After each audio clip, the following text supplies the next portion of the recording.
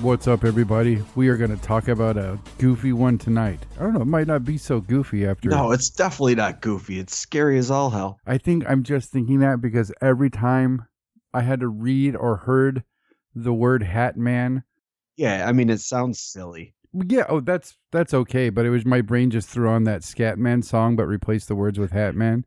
Oh, God. Can we get that as a remix for the show intro? Yeah, I might have to, but oh yes, 2 days now walking around screaming, "I'm the Hat Man." Everybody's tired of it. I'm not. I'm tired of it. I want more Hat Man in my life. All right, but that's what we're going to talk about tonight, guys. We're going to talk about the phenomenon, the new phenomenon, the Hat Man. We watched a documentary called Hat Man, The Hat Man. The Hat Man. Don't forget the. Yeah.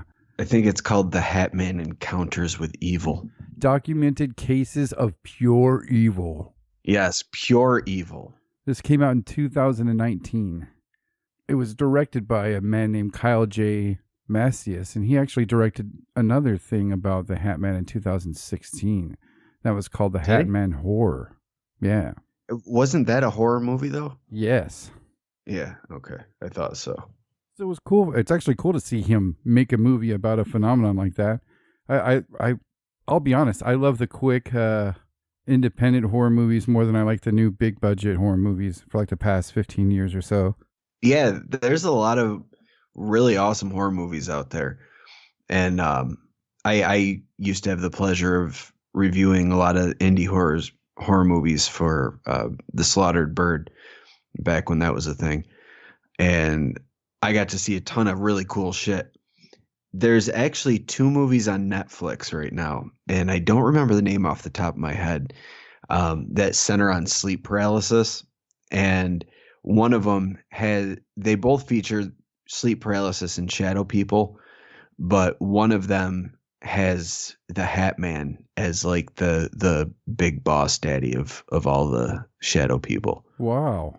And it's like a real actual figure, but it's weird. Like in the movie, it's all black, but like the hat and shape that makes it look like it's wearing like a trench coat or whatever, or a cape, that's all part of its body.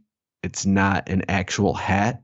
It just has like this weird flare thing on its head that makes it look like a hat. Yeah. So yeah, if you're thinking you've heard of this, or it could be just another creepypasta character, it's actually been reported all over the world for a little while now, actually. They're calling it a newer phenomenon, but when I took a quick glance, Mike, I saw that the earliest report that I can find came from 2010. Yeah, I think it's really hard to say if this is something that came out or started seeing the light of day because of the internet, or if it was created on the internet. You know, there's a difference there, and either one is plausible. The thing is, shadow people have been reported for a long, long time, and you yourself have seen shadow people. I know other people that have witnessed shadow people, and the stories that I heard took place in like the early 2000s, or I was told about them in the early 2000s. So, I mean, certainly the internet was around, but it's not the juggernaut that it is today. This was before YouTube. So, you know, it was before these sorts of things got spread. Like this was back when sites like the Shadowlands.net were like the greatest source for this type of material. God, I love the Shadowlands. Yeah. That's something that popped into my head instantly, is how long has the Hat Man been confused for shadow people? Because once they start this documentary, which right off the bat, I like the remake scenes, the reenactment stuff. and we'll get into that more. But I did with one major exception. oh, really? Okay, cool. I can't wait to get into that then. But it's I don't know. I got the feel right away of this being a shadow person. So I wonder how long people have been seeing the Hat Man and calling it a shadow person with the hat. It could go well past or well before 2010. Yeah. Do you remember a few years ago when we covered The Nightmare, the documentary about shadow people and sleep paralysis? Yeah. That was actually where I first heard about the Hat Man. Same here. Was in that documentary. I didn't take it too serious then, and it just sounded like it was just a version of shadow person to me. Yes, and it seemed like it was kind of embellished by the internet. You know, it was like a new take on shadow people. They weren't happy with decades-long reports of shadow people. I mean, hundreds of years. They just had to give him a hat and some old-timey clothes. I was just like, come on. You know, everybody who they were talking to in the Nightmare were people who read the internet. So I was like, I think they're being influenced. But since then, it's just continued and grown. So it definitely appears to be a real phenomenon. I agree with that. I think maybe the idea of the Shadow Man, or I'm sorry, the Hat Man coming out. You're gonna do that a lot. I've done it 3 times now. It's just gonna happen. Yeah, it's just understand. Unless we say shadow person specifically, we are talking about the Hat Man. So if we say Shadow Man, it's Hat Man. If we mess up, I'm gonna just record myself saying hat and then replace that with shadow. Just a nice flat hat. Yep. Nice. I can't wait to hear the edits. So, with the sleep paralysis thing, there's a number of different entities that are reported, and most common are the shadow people or the old hag. Those are the two. And you know, the weirdest thing, I learned about the Old Hag Syndrome probably back in like 2000. I used to read all these. I guess they would be short stories maybe, but they were by this guy named Tom Sleman, who would write about weird stuff, like tell people's stories and whatnot. But he would basically take the story and then write it, so it was like a more of like a short story than a retelling of somebody's experience. But anyway, he had a whole thing about the Old Hag Syndrome.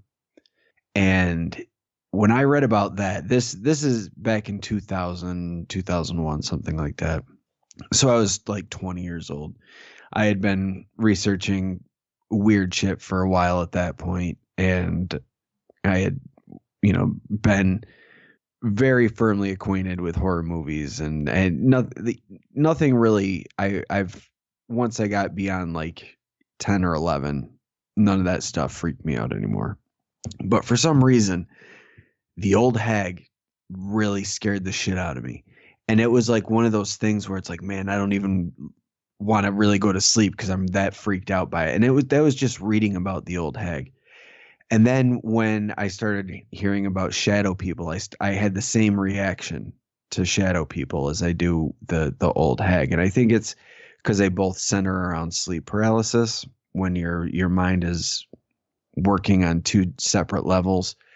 And maybe that's like the right, like your mind is tuned in the correct way that you can perceive things on different levels. And a lot of these people report them kind of interacting with them in some way, or being aware that they are in the same place with them. I think when you take the Hat Man out of sleep paralysis and separate him from like the shadow people and start trying to give him a backstory, that's when the internet takes over, and they'll try to fill in and provide backstories or reasons or what he's doing, why he's doing this, what's going on, and just you'll get these little encounters on Reddit that are shared that are, as we talked about a few times recently now, the stories on Reddit are always told in like a first person narrative as though they're actually happening, and people interact with that under that assumption. But everybody knows it. It's just a game. It's a big game of make believe typically, and everybody's in on it, and everybody and has a good time with it. But I think when you're looking for cases of Hat Man and you see people talking about the Hat Man following them around, and they see him all over the place, and he's showing up in pictures, and every time there's a picture taken he gets closer, and someday he's gonna kill me and take my soul. That type of stuff. That's clearly internet bullshittery. Yeah. You make a good point. It always seems like when somebody wants to complete a background, that's when the bullshit is injected into all phenomenon, right? Just people want to test their writing skills, I guess. And again, like you said, it's all in good fun. Yeah, like it's one thing to be posting on like Reddit No Sleep or whatever, and because everybody's in on it. It's a whole other thing to be, putting out documentaries or writing books, knowing that you're just that what you're writing is bullshit, and putting it out there as part of like the information on this thing. There's a lot of bullshit out there on all topics, strange and paranormal, and you'll find, and it's because it's all a mystery, but you'll find things that contradict each other constantly, or things that don't work together. If the answer is this, then that cannot possibly be the answer. But I think with stuff like this, and like the black-eyed kids, and what was one we just covered too that we called bullshit on? The Stickmen. The Stickmen, yeah. I think stuff like this are, and like the Stairs in the Woods, they're all awesome. This one I think is most likely to have some truthiness behind it. The rest just seem like internet stories that just make, they're just like a shared mythology that's being created, and it's fucking awesome. I think it's great. And maybe somewhere down the road it'll lead to like weird tulpas or things coming through taking these shapes because it's somewhat familiar. I don't know. I love the idea of people creating their own monsters though. Yeah, it's so awesome. So let's talk about what this could be, because like you're saying, there might be a little bit more truth to this phenomenon. It's been reported all over the place by all sorts of different people, as the fucking documentary shows, and we'll go into. But it's taken a big jump into pop culture, like you said. I mean, we can even talk about the Babadook shit being a Hat Man movie. Yeah, it absolutely is a Hat Man movie. Yeah. So, after watching this documentary, more so after watching this documentary and hearing these people tell their encounters, what do you think this thing is? Do you think it's like a higher level shadow person, or like a king of the shadow people? If you're looking at what the people report, a lot of people report seeing the Shadow Man, and they say that he's, and I remember this from The Nightmare as well. I was hoping to be able to rewatch it before we did the show tonight, but I didn't get a chance to. Work's been fucking crazy, but I do recall when we watched it, the Hat Man was typically seen with other shadow people. And a lot of the people in this documentary also say that when they see him, he's frequently with other shadow figures. So it seems like there's a hierarchy of some sort. Like maybe he's like the ringleader of a specific group of shadow people. Yeah, that's a kind of a good way to put it. I kind of got the mental image of the Batman Who Laughs, or all the Robins on the chains and shit. Yeah, maybe. So I guess to really figure out what he is, you'd have to figure out what shadow people are, because he seems to be one of the shadow people, according to some eyewitnesses. So most of the people that were talking about him in the nightmare, I believe that they all said it was like a shadow figure. But there are a couple people in this documentary that said they actually saw his face, and he has a face, but it's like a big toothy grin. And some people reported seeing red or green glowing eyes under the hat. And something interesting about the Hat Man as well is that there's a couple of people reported that this thing got to them and physically was able to assault them. So yeah, that's really fucking creepy. Yeah, we were just talking about my because you shadow. don't hear that with shadow people. And and you said it didn't touch you, but you got flung out of your chair. Yeah, exactly. It got to me, and it itself didn't injure me, but even the person in the documentary said that when it wants to, it can take on the weight of a very strong man, and that's fucking scary. Yeah, it is. I think I remember the people in the nightmare too. I don't even know if the term Hat Man was used in it. I think I heard, if I remember correctly, I heard it described as more as a shadow person with the hat on, which I found interesting too. Yeah, and then I mean, you gotta give it a name so it sticks, right? Yeah. So it's the Hat Man. I'm the Hat Man. But there's if it's real, there's a lot of things that it could be, and I think it's most likely like a controller of sorts for shadow people. So we really got to break down what's a shadow person. Is it like a spirit of a dead person, like a sort of ghost? Is it a demon? Are they the souls of Trump supporters? I don't know. I have always had like a demon feel from these things. The encounters I had with the shadow entities have always had a very negative, even dark feel to them. And I kind of, after looking at the whole Hat Man thing and realizing how new the reports are and how it just might not be a new phenomenon with people calling it shadow person with hats. I think it might be something old taking a new form. You know what I like? I really like the idea that they're jinn. That's what that lady was saying in the documentary. She put all her money on jinn.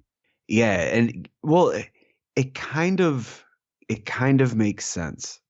Well, maybe, I don't know. I guess makes sense in terms of the mythology, but jinn were, for anyone who's not familiar with a jinn, they were a race of beings that were created by God. He created the angels from the air. He created the jinn from smokeless fire, and then he created man from the earth. Adam was created from clay or whatever, so man was created from earth.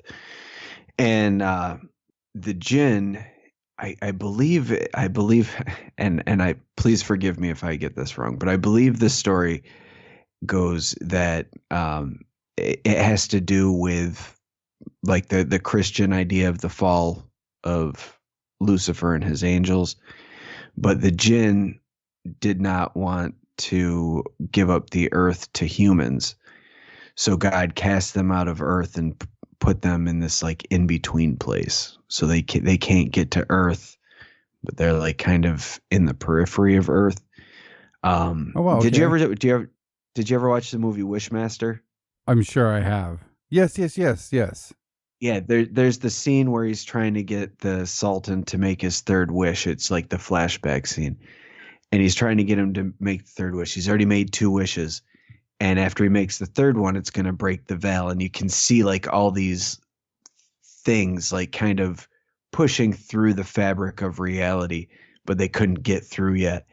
What if that's what's really going on? Like these things are observing places where they once dwelled, and they're trapped just outside, and they can't physically get here. Yeah, like constantly checking for weak spots and shit. Yeah.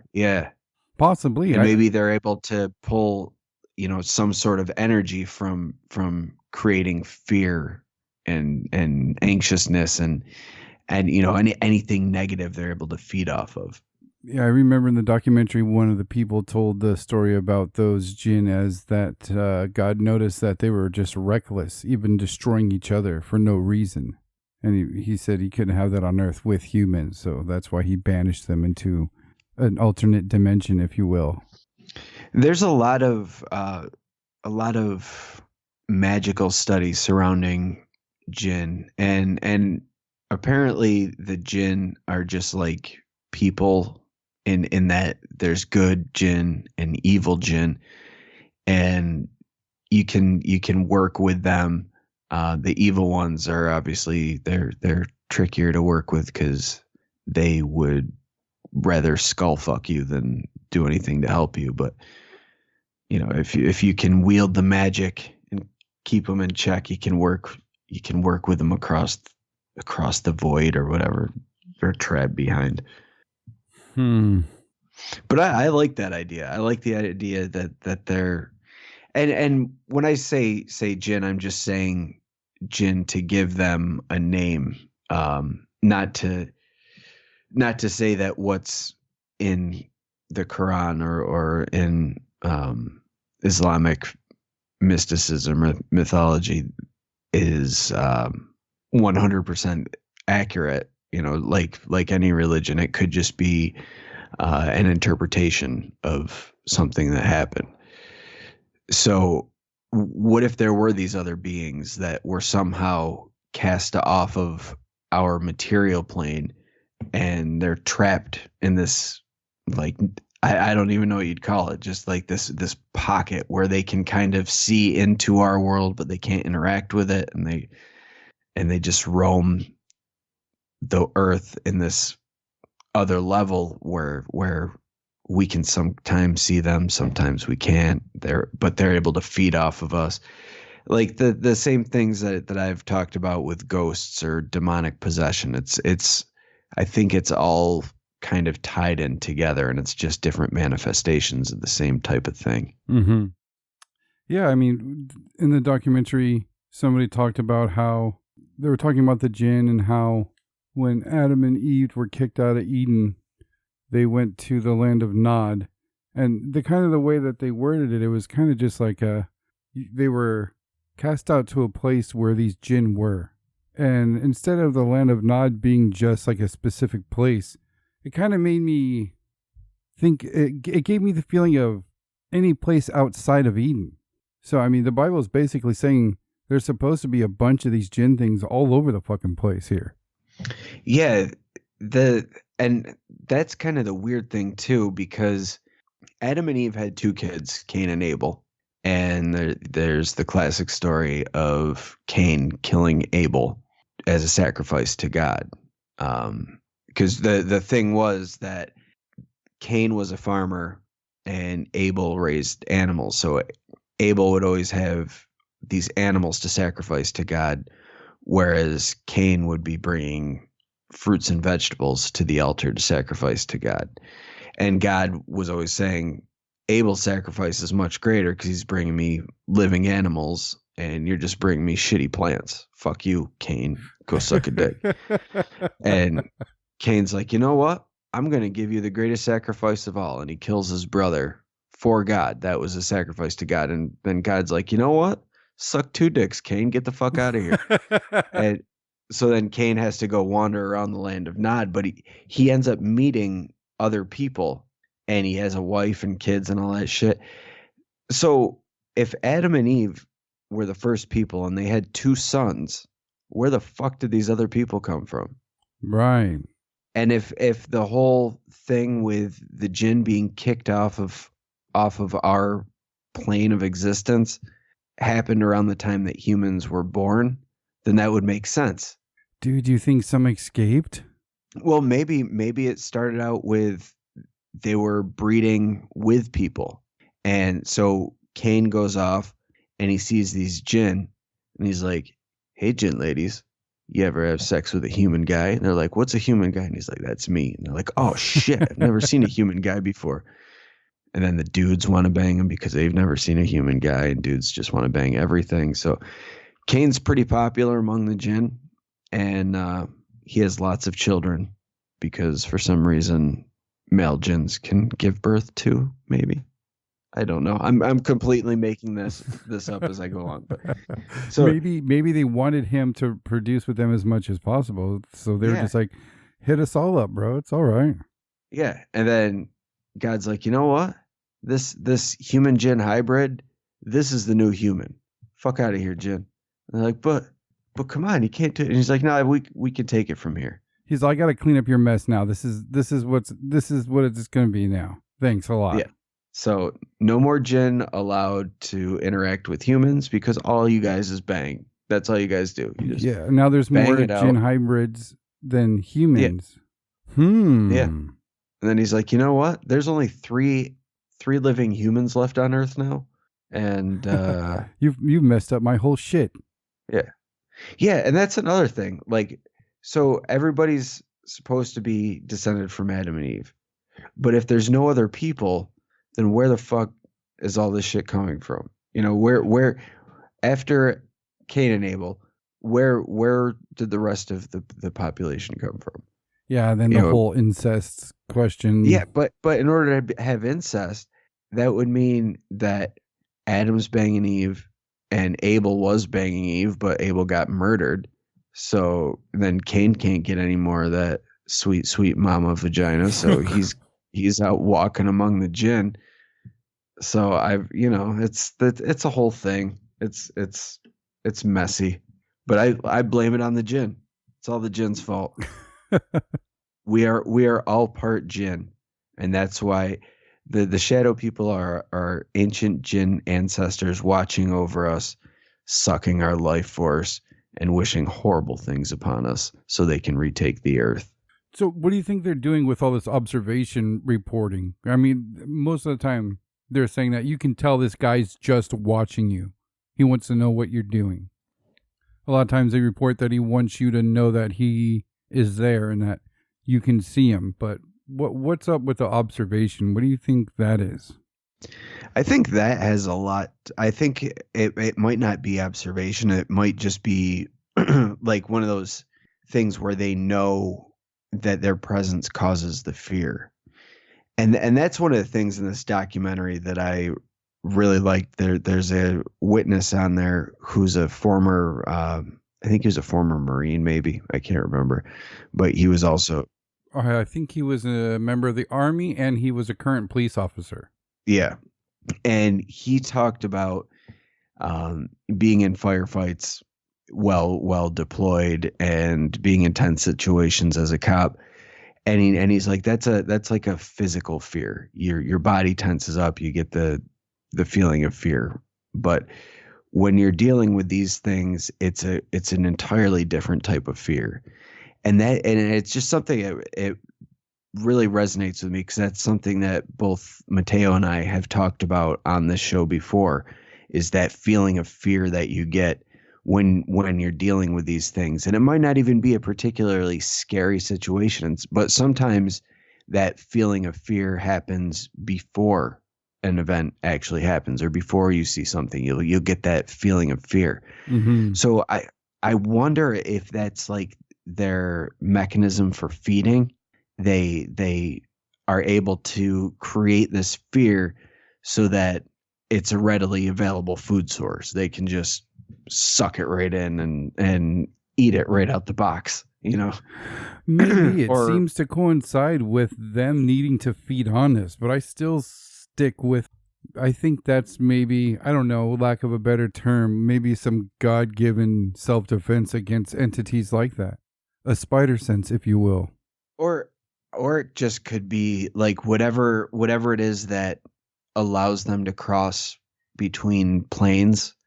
When that gets triggered, that's our body's response to it. Ooh. Because it's so alien to us. Yeah. You know, because people that experience UFO or like alien visitations in their room, they'll often say that they'll have that feeling as well. Right. Well, just in case anybody hasn't heard of the Hat Man, we can start talking about the documentary now. Mike, can you start off by telling us the typical Hat Man encounter, maybe the girl in the very beginning. The Hat Man is basically this figure. Most of the people in this documentary claimed that they were not under a state of sleep paralysis every time. Sometimes they were experiencing sleep paralysis when they'd see him, but other times they were wide awake and they would see him. But it's like a classic horror movie thing. They would say the closet door would open slowly and they would see this dark figure in the closet who was typically about 7 or 8 feet tall. And he would slowly make his way out of the closet and loom over their bed and watch them. Some people say that he will just kind of appear in a corner and just stand there in the corner. Sometimes he will be in the back of the room and there'll be shadow people around the bed and he'll kind of be watching the shadow people.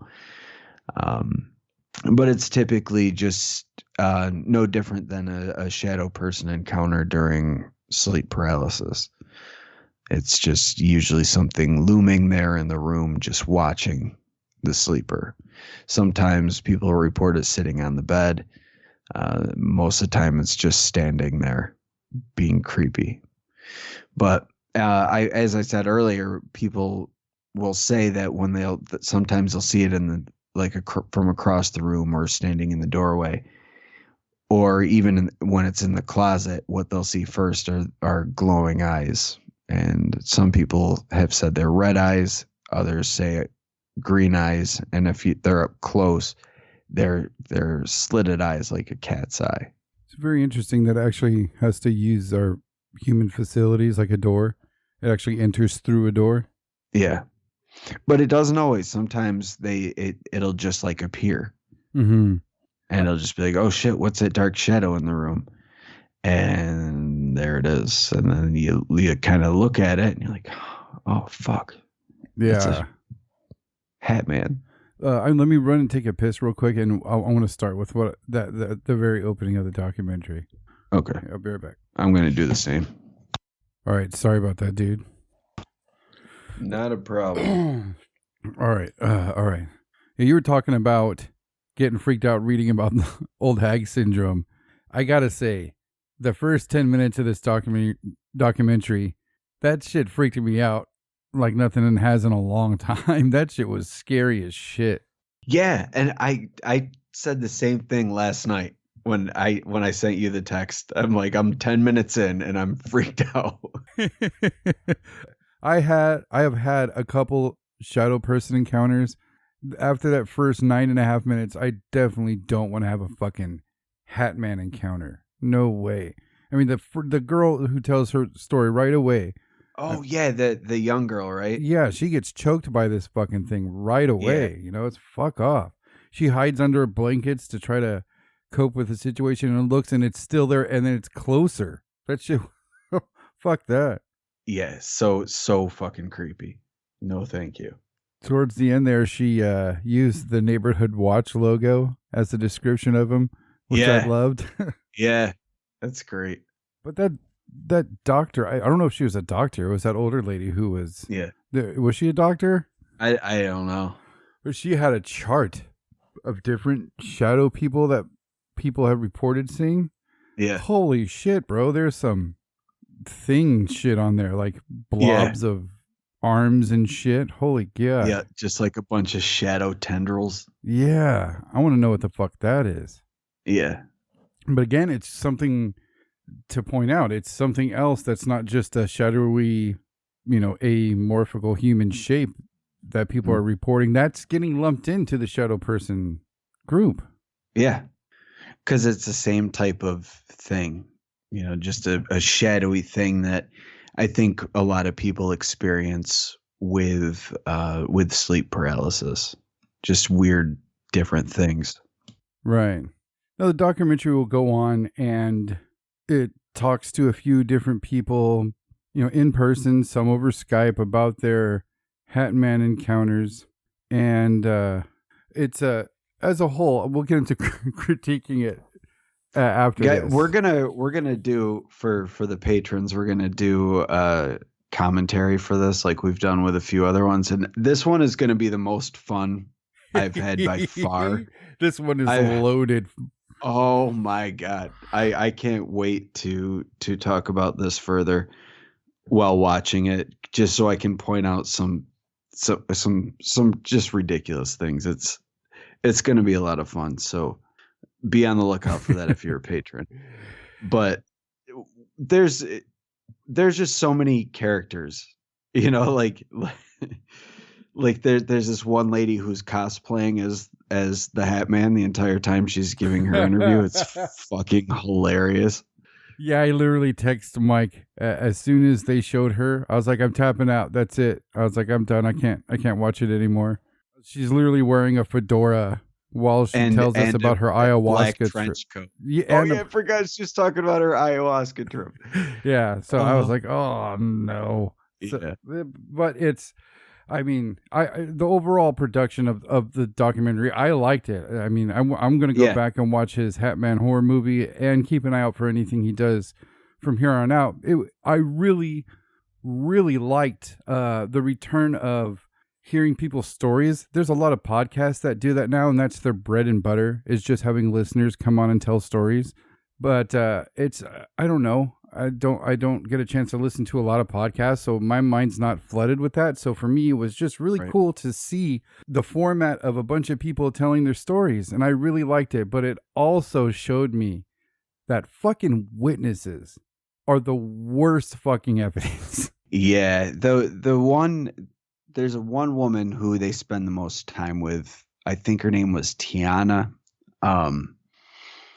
But she, on 4 or 5 different occasions throughout her clips, says that she believes the shadow or the Hat Man is Lucifer himself. And every time she said it, I couldn't help but thinking, if Lucifer, the devil himself, has nothing better to do than come out of your closet and sit on the end of your bed, then you've got a really small concept of what the devil is capable of doing. That was my first red flag. She said that she says some quote, that's one thing I didn't care for in the documentary. They reused quotes and clips a lot. I mean, up to 4 or 5 times on some clips. So you'll hear her say that she thinks that it's Lucifer in the flesh. And I was like, so Satan's just kicking it in your closet? That's it? Yeah, that's what he does. And that's where hell is. Hell's her closet, apparently. When you're a really shitty person, when you die, you go to her closet and you become a shadow person. And you deal with him. That's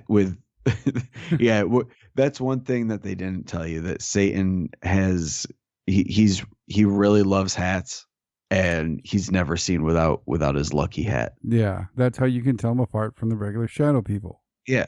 He's like, you guys are the peons. I get to wear the cool hat. They're like, come on. And then John Wayne goes to hell, and he's like, can I wear the hat, partner? And he's like, you know what, John Wayne? Fuck off. I'm wearing the hat. You're a little shadow person. As a matter of fact, give me your hat, motherfucker. Yeah, I'm taking your hat. I'm painting it black, and I'm going to put it on top of my hat. So now I have 2 hats, and you have 0. So fuck off. They did spend a lot of time with that lady. And I was bummed out. And the more she talked, the less I believed what she was saying.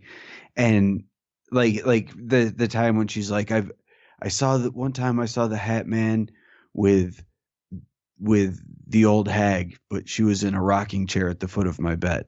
But when people report the old hag, she's usually on top of them.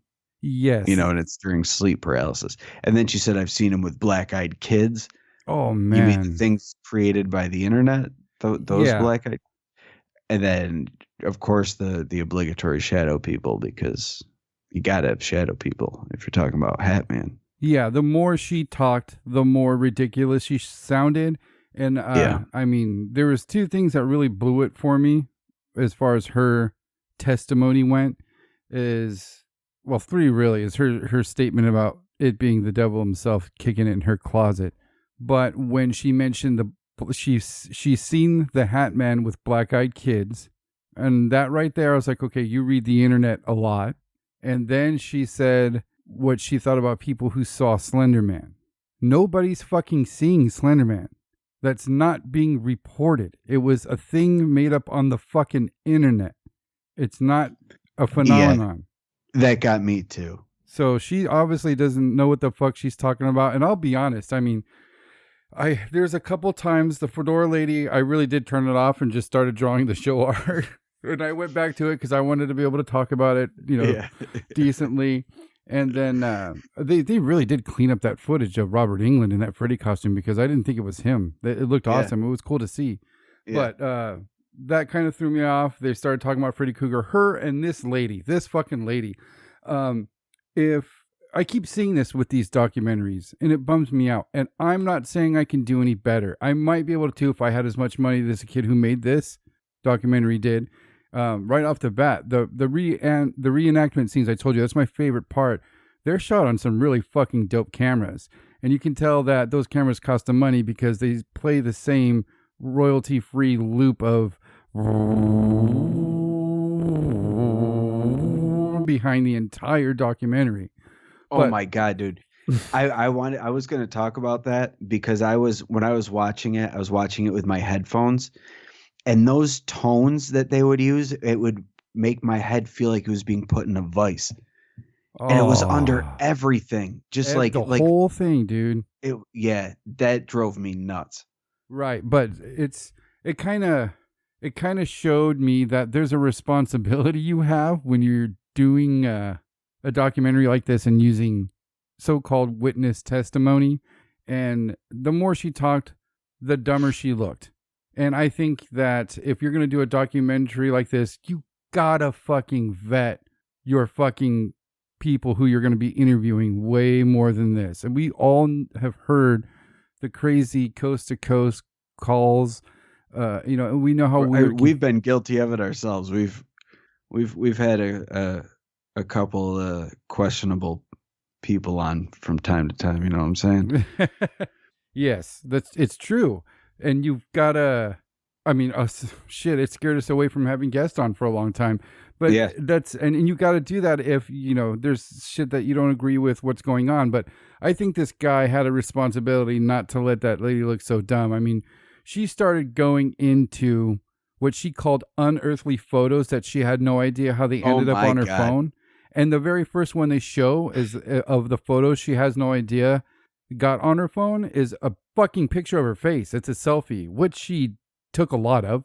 She would sit there and tell you about this photo, and it's showing you absolutely nothing. No, it's showing you pixelated crap, and then they draw a red hat man on it. Like it would be like if you took a picture of like a piece of construction paper that had like a pattern of light shining on it, but you took it really up close with a shitty camera, like a shitty digital camera from like 1997, and put it on your computer and then blew it up so that it's all pixelated and you can see the different shades of black as the light is shining in the different areas.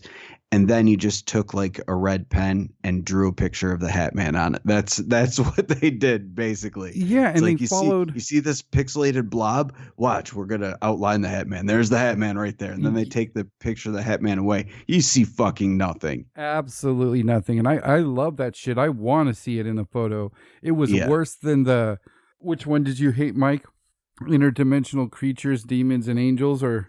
Yeah, but I've recanted on that. Yeah.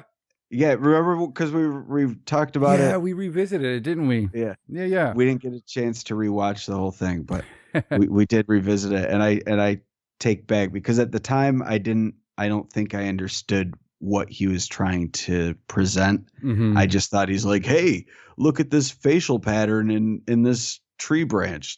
Clearly, that's a fucking ghost trying to or whatever. I still love that documentary. That shit is crazy. But this shit, like you're saying, they're literally tracing the pixels and making that the image of the Hat Man. Like if that's supposed to be Hat Man, it's 1983 Mario Brothers Hat Man. Yeah, if that's what she's seeing a giant pixelated thing. If that's her evidence. And then she had that one picture where it was showing up, like she took a picture of a wall or something, and you see this partially dark thing. What it looked like was that it was a blanket, a dark blanket that was put over the side of a countertop and then draped down the other side.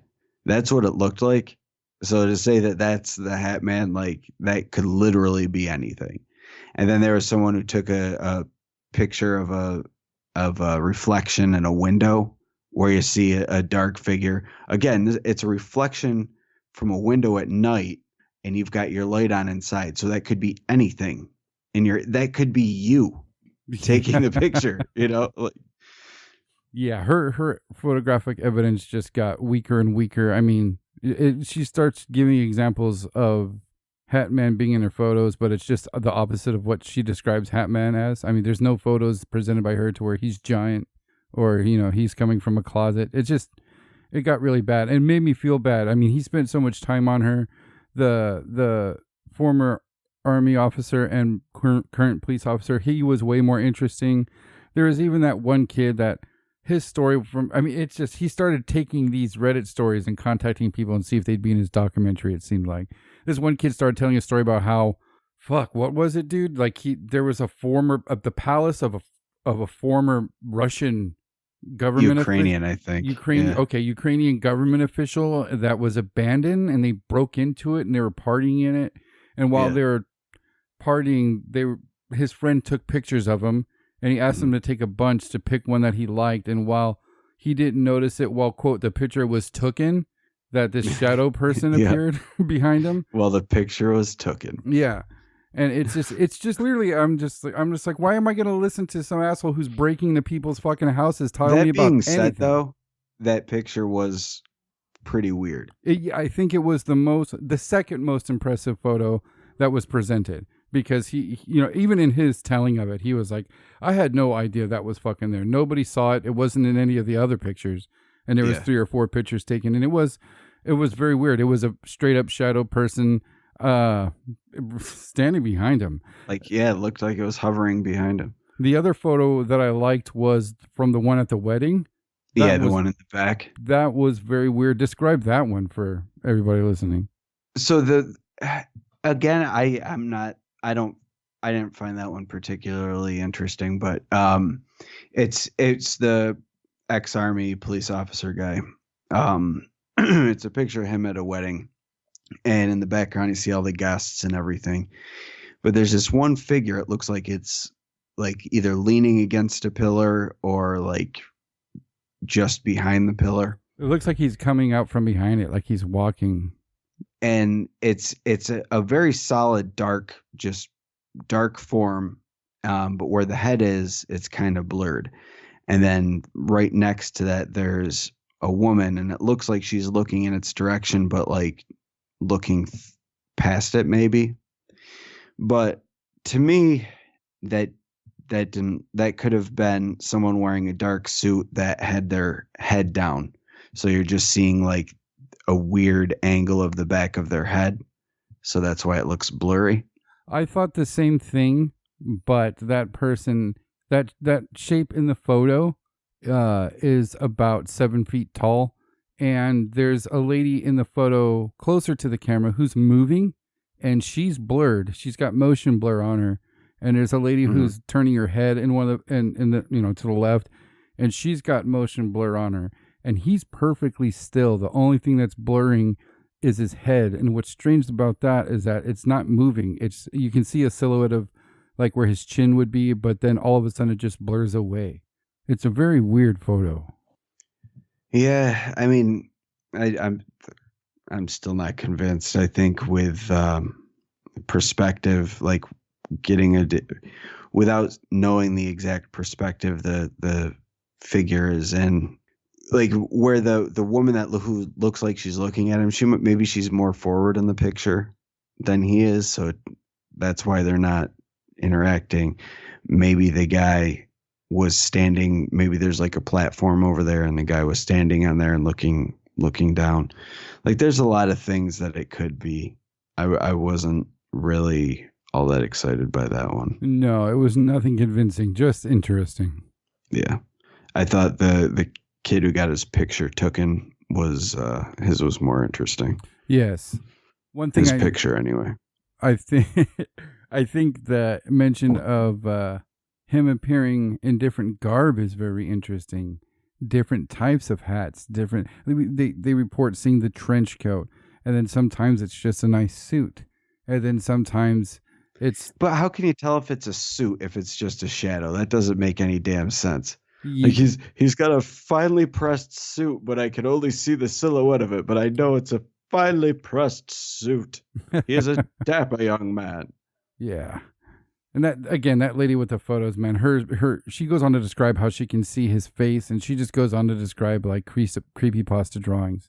You can almost look up the picture she describes as she's saying Yeah, it. because then he started bringing up movies to her, and he's like the Babadook, and she's like, oh yeah, That's after exactly I talked to you it. last time, and then the crooked man from the Conjuring movie.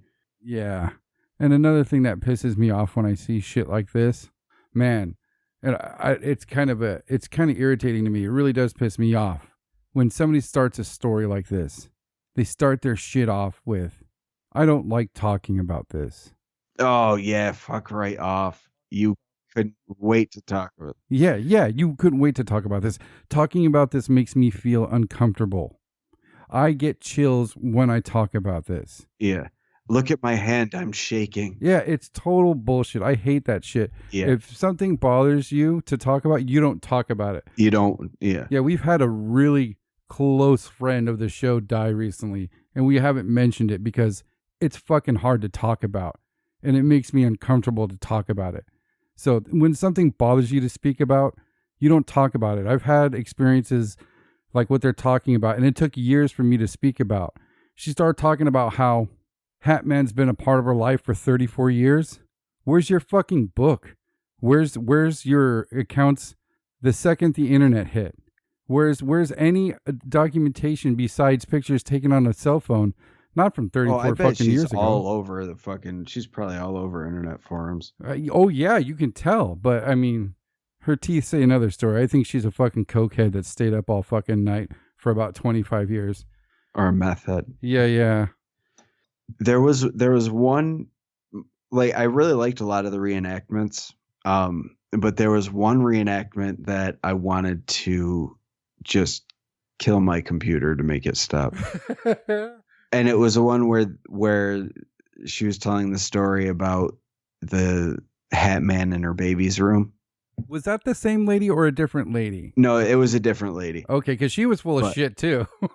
Yeah, but this shrieking baby noise went on for an unbelievable amount of time, and then they put noise distortion on it to make it even more unbearable. And it was just going like, guys, you don't need to have the crying baby for 5 minutes straight. See, when and especially if you're a parent, you're like, I fucking went through that, and I don't need to hear it for fucking. If I understand you want to make the point, have the baby cry for like 10 seconds. You don't need to carry that shit on forever and just zoom between the mom and this computer generated silhouette of a man in a hat and the shrieking baby. Like, come on. This is ridiculous. The crying did go on for a little while, and I was drawing while I was watching at that point. And I kind of liked that scene. It scared the shit out of me. And I was surprised for the mom to describe what was going on based on what they showed in that reenactment. Because from what I gathered is that when she walked in, her baby was crying. And then the Hat Man started to mimic the baby's cry. And I was like, oh my God, fucking weird. That's creepy as fuck. I didn't get that at all. That's what I thought was going on. And when she said, she's like, my baby's voice started to sound weird. I was like, what? What the fuck? Okay. But again, dude, the witnesses being horrible, evidence is that one guy starts the story off with, it made me laugh. I had to pause it and laugh. He goes, I only saw him that one time.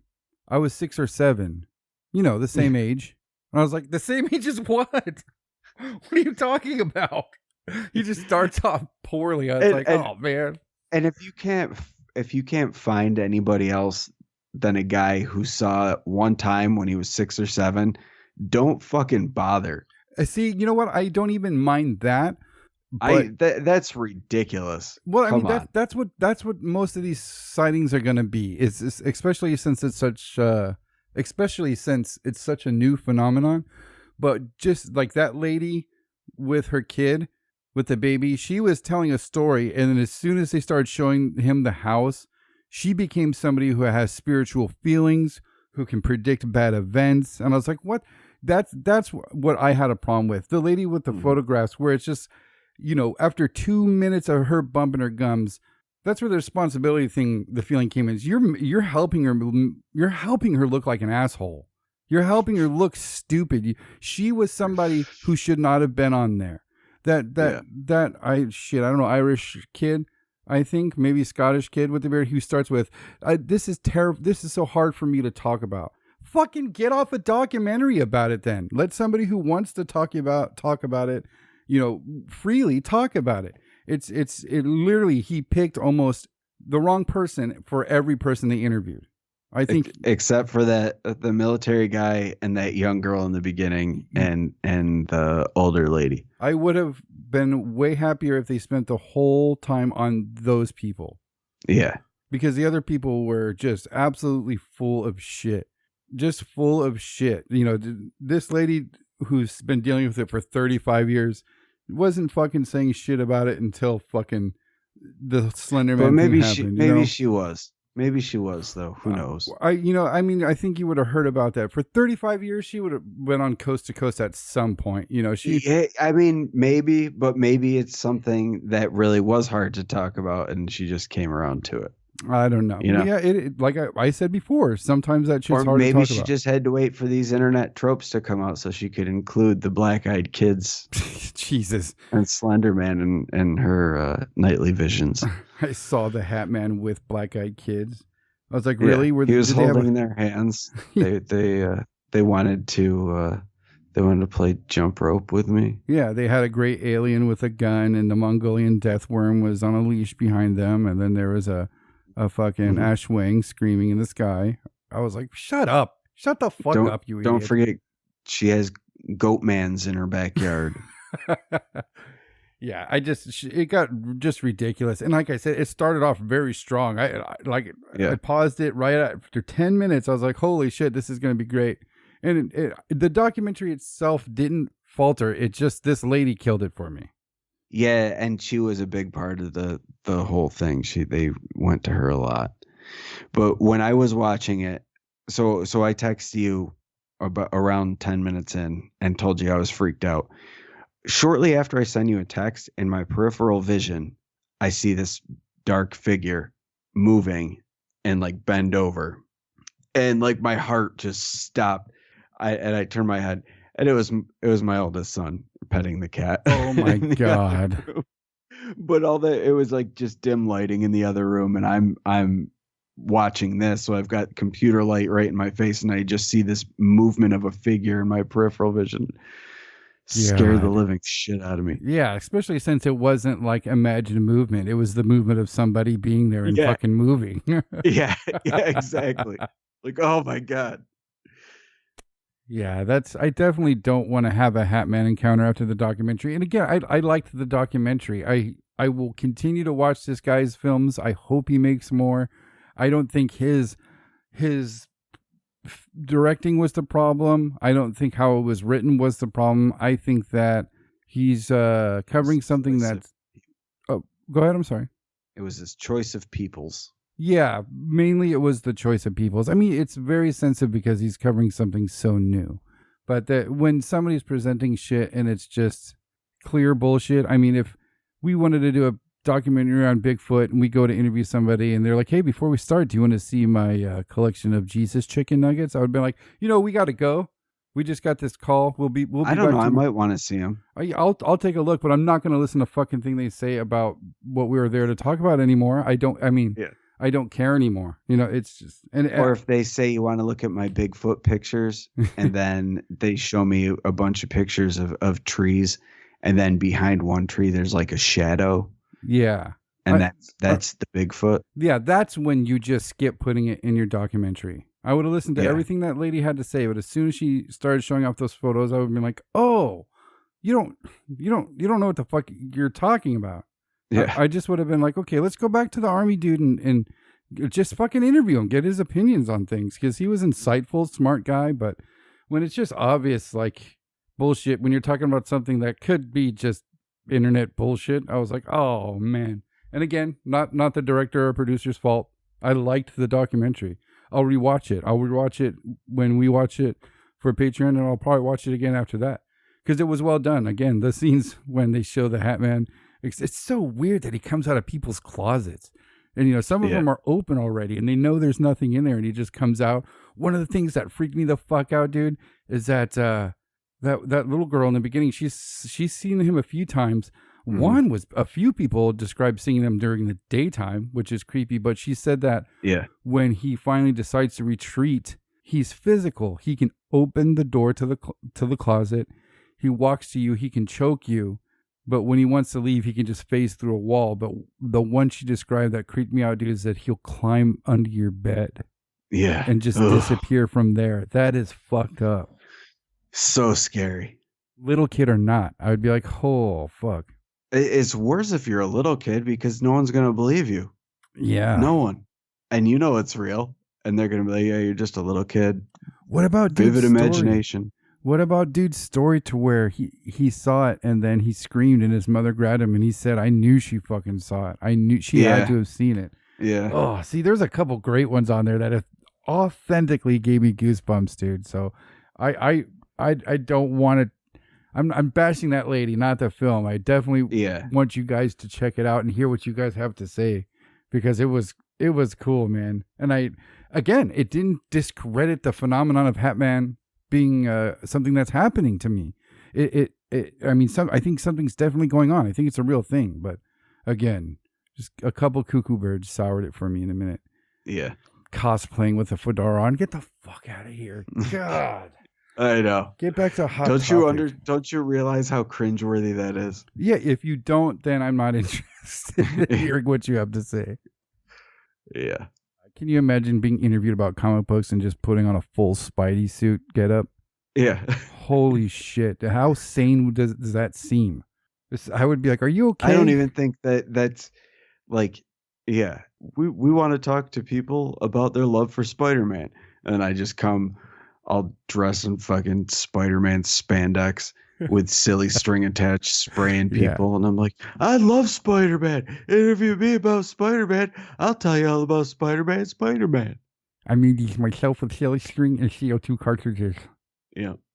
This represents when Peter Parker made his own web fluid. It's not organic. Get right, Hollywood. It's twice as long as the leather and it dissipates after 2 hours, you idiots. That's why Tobey Maguire's no Spider-Man. I'm not knocking cosplayers either because they are some talented motherfuckers out there. Oh my God. Yes.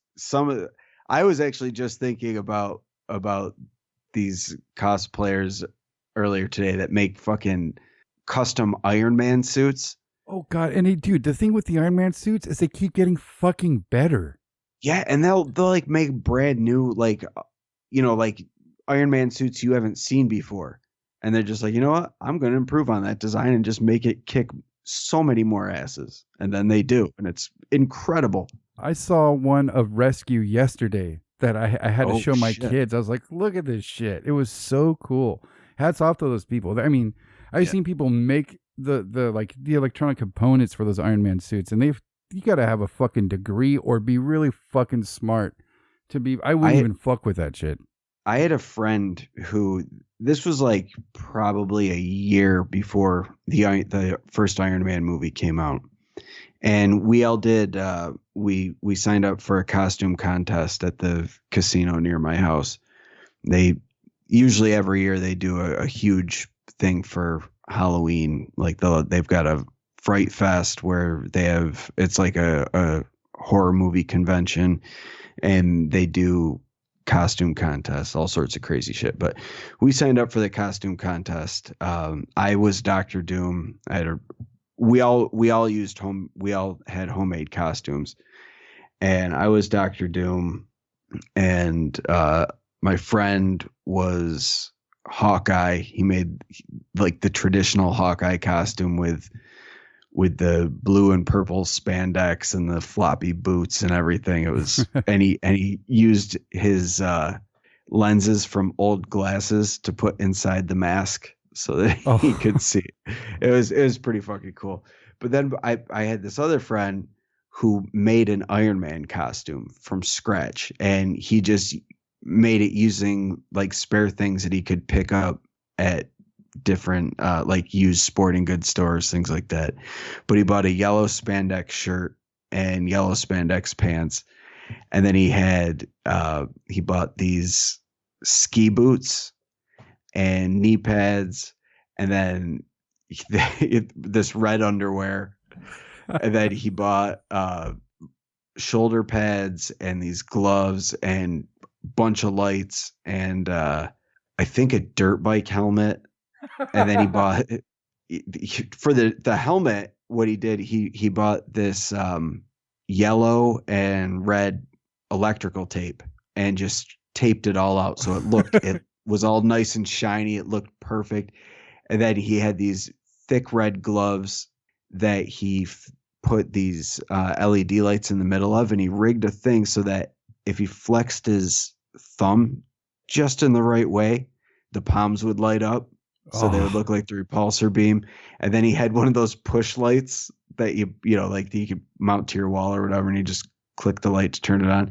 He had one of those on his chest for the arc reactor. Dude, it looked so fucking good. Everything was uniform color. Everything had a nice shine to it. Like it looked he looked like the classic Iron Man. That's great. Yeah, it was awesome.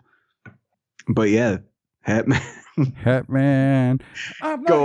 went off on fucking this costume for about a half hour. Well, we do tend to go off topic, and we stayed pretty much on topic for most of the show. So we did good, yeah. Kudos, Mateo. Well done, Michael. Thank you for listening to the Whatcast. You can find us on Twitter, Instagram, Facebook, iTunes, and YouTube.